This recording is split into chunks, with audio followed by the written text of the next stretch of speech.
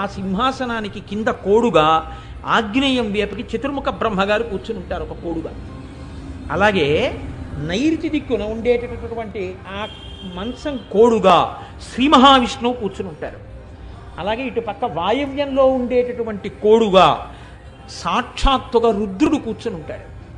ఇటు పక్కన ఈశాన్యంలో ఉండేటటువంటి కోడుగా సాక్షాత్తుగా ఈశ్వరుడు లేదా మహేశ్వరుడు కూర్చుని ఉంటాడు. ఇప్పుడు ఈ 4 కోళ్ళని కలుపుతూ పైన ఒక పర్యంకం వేశారు కదండి, ఏదో ఒక ఆచ్ఛాదన ఇలా వేస్తే దాని మీద కదా నేను కూర్చున్నాను. ఈ 4ంటిని కలుపుతూ వేశారు పైన. ఈ 4ంటిని కలిపి వేసినటువంటి మంచం మీద ఆచ్ఛాదనగా సదాశివుడు ఉంటాడు. ఈ సదాశివుడన్న పర్యంకం మీద అమ్మవారు కూర్చుని ఉంటుంది. అమ్మవారు కూర్చున్నప్పుడు ఈ పర్యంకం మీద మహాకామేశ్వరుడు కూర్చుని ఉంటాడు. 16 సంవత్సరాల వయస్సులో ఉన్నవాడిగా నవమన్మధుడై ప్రకాశిస్తుంటాడు. ఆయన ఎడమ తొడ మీద అమ్మ